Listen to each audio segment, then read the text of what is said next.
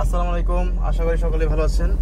তো গাড়িটা সম্পূর্ণরূপে কমপ্লিট হয়ে গেছে, কিন্তু একটা সমস্যা, মিটারগুলো বাতিগুলো দেখছেন অনেকগুলো জ্বলে আছে। এই গাড়ির সমস্যাগুলো শেষ নাই, সেন্সর অনেক সমস্যা আছে, কিন্তু একটা মেজর সমস্যা হলো ব্রেকের পেডাল পা দিলে পরে একদম ভিতরে ঢুকে যাচ্ছে নাকি একদম সম্পূর্ণভাবে। এরকম সমস্যা যদি হয়ে থাকে কিন্তু দেখেন সম্পূর্ণভাবে ঢুকে যাচ্ছে। তো এটার সমাধানটা কি চলুন দেখা যাক, আমার সাথে থাকবেন। তো প্রথমে বাইরে বের হই, দেখা যাক কি করা যায়। তো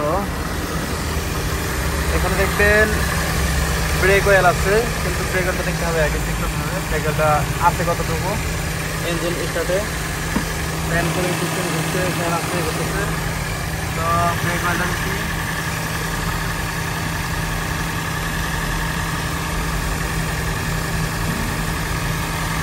ব্রেক অয়েল তো একবারে নাই বললে চলে, একদম শুনে গেছে।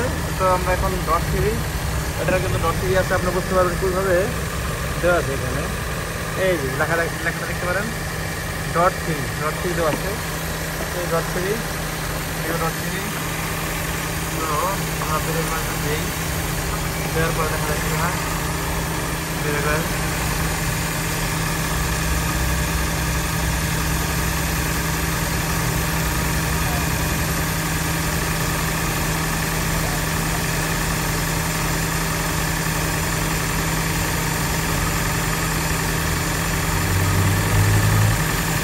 নিচে ঢুকে যাচ্ছে। দেখেন এত শর্ট, এত পরিমাণ শর্ট হয়ে গেছে।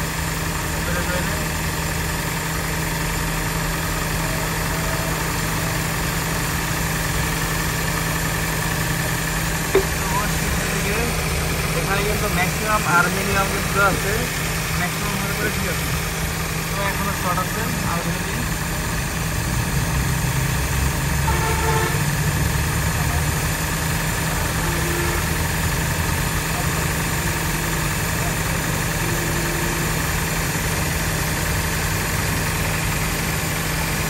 সম্পূর্ণ এক বোতলে শেষ হয়ে যাচ্ছে, একদম মানে বলার কিছু নাই।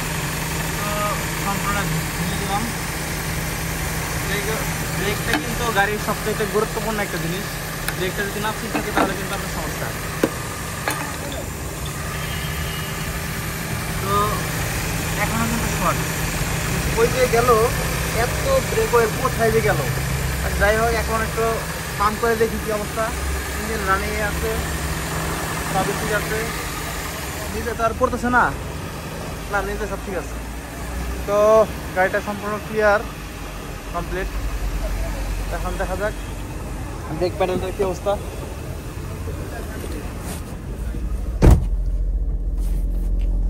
তো দেখি প্যাডেলটা এখনো কিন্তু লুজ, এই যে একটু হালকা হালকা টাইট মনে হইতেছে। এখন যদি একদম সম্পূর্ণ ভিতরে ঢুকে যায় তাহলে কিন্তু মাস্টার সিলিন্ডার যেটা আছে ওটা কিন্তু সমস্যা।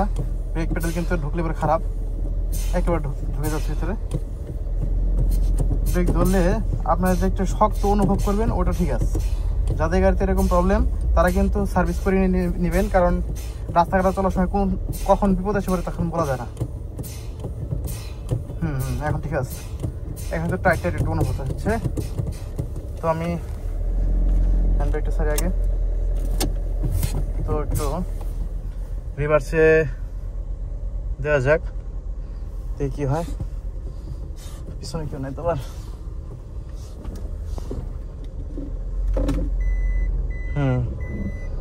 এখন ঠিক মনে হচ্ছে, ব্রেকটা কম ধরতেছে আর কি।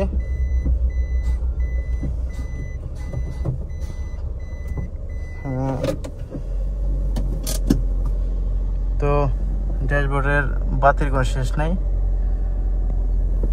তো যাই এখন বাইরে যাই, বাইরে যাওয়ার পরে দেখি কতটা কি হলো।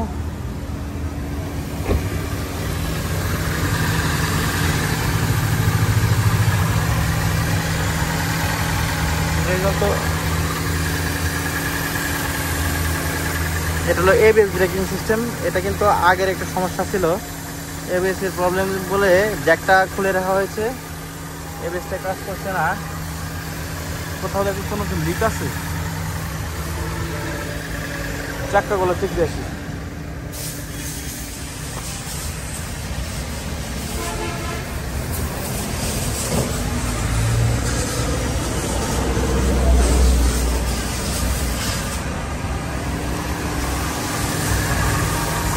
চাকায় চেক দেওয়া উচিত, কারণ কোথা দিয়ে আবার ব্রেক অয়েল পড়ে যাচ্ছে কিনা তার চেক দিতে হবে।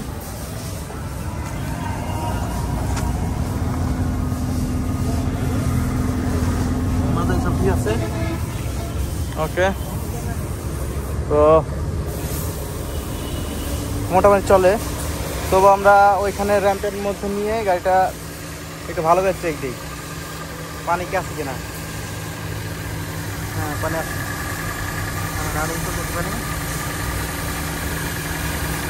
পানি দরকার হচ্ছে, দিয়ে দেবে, সমস্যা নেই।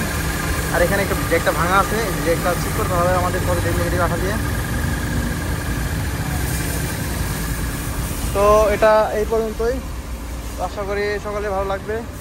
সবাই সুস্থ থাকবেন, ভালো থাকবেন, আল্লাহ হাফেজ।